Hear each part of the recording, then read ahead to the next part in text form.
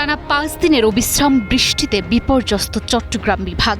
একদিকে ডুবে গেছে রেল লাইন, স্থগিত হয়েছিল একদিনের এইচএসসি পরীক্ষা, অন্যদিকে পাহাড় ধসের নির্মম থাবায় প্রাণ হারিয়েছেন 29 জন।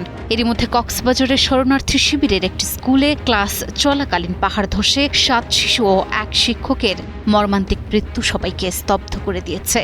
স্বজন হারাদের কান্নায় ভারী হয়ে উঠেছে চট্টগ্রামের আকাশ। প্রকৃতির এই ধ্বংসযজ্ঞের মাঝে ফায়ার সার্ভিসের পাতিলে করে 8 মাসের এক শিশুকে বাঁচিয়ে আনার অলৌকিক দৃশ্য এখন ভাইরাল। টানা কয়েকদিনের বিরামহীন বর্ষণে থমকে গেছে বাণিজ্য নগরী চট্টগ্রামের চেনা ছন্দ।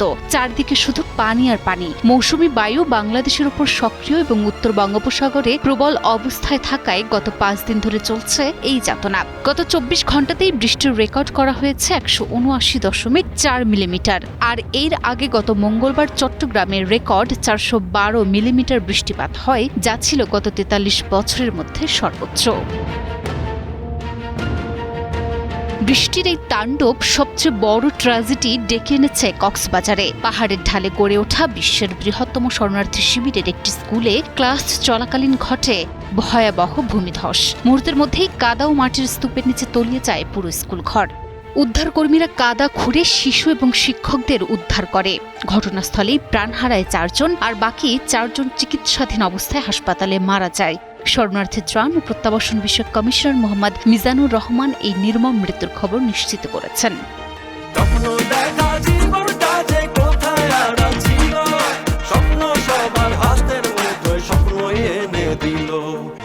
মিয়ানমার থেকে পালিয়ে আসা 12 লাখেরও বেশি রোহিঙ্গা পাহাড়ের ঢালে বন উজাড় করে তৈরি করা যে ঘিঞ্জি ও সাধারণ আশ্রয়কেন্দ্রে বাস করছেন, বর্ষার এই ভারী বৃষ্টিতে তা এখন চরম মৃত্যুর ঝুঁকিতে রূপ নিয়েছে।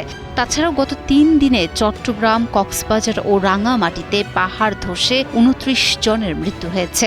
এদিকে চট্টগ্রামের বাঁশখালীর চিত্র আরও ভয়াবহ। একের পর এক এলাকা পানিতে তলিয়ে যাওয়ায় পানিবন্দী হাজারো মানুষ। কোথাও কোথাও পানি জমেছে হাঁটু থেকে কোমর, এমনকি গলা সমান। এমনই এক দুর্যোগের মাঝে সামাজিক যোগাযোগ মাধ্যমে ছড়িয়ে পড়েছে একটি মানবিক ভিডিও। 21 সেকেন্ডের সেই ভিডিওতে দেখা যায় গলা সমান পানির তীব্র স্রোতে এক হাতে দড়ি আর অন্য হাতে একটি পাতিল ধরে এগিয়ে যাচ্ছেন ফায়ার সার্ভিসের এক সাহসী সদস্য। আর সেই পাতিলের ভেতর পরম যত্নে রাখা 8 মাস বয়সী এক শিশু। ভাইরাল হওয়া ভিডিওতে দেখা যায় পাশে থাকা অন্য এক সদস্য ছাতা ধরে আগলে রাখছেন শিশুটিকে, যাতে বৃষ্টির এক ফোঁটা পানিও তাকে স্পর্শ করতে না পারে। আবহাওয়াবিদেরা বলছেন, এখন বর্ষা মৌসুমের মধ্যভাগ। বঙ্গোপসাগর থেকে আসা প্রচুর আর্দ্র বাতাসের কারণে ঘন ঘন মেঘ তৈরি হচ্ছে, যার ফলে এই দফায় দফায় বৃষ্টি। আবহাওয়া অফিস জানিয়েছে, মৌসুমী বায়ু বাংলাদেশের উপর প্রবল সক্রিয় থাকায় এই পরিস্থিতি আরও অন্তত 2 দিন স্থায়ী হতে পারে।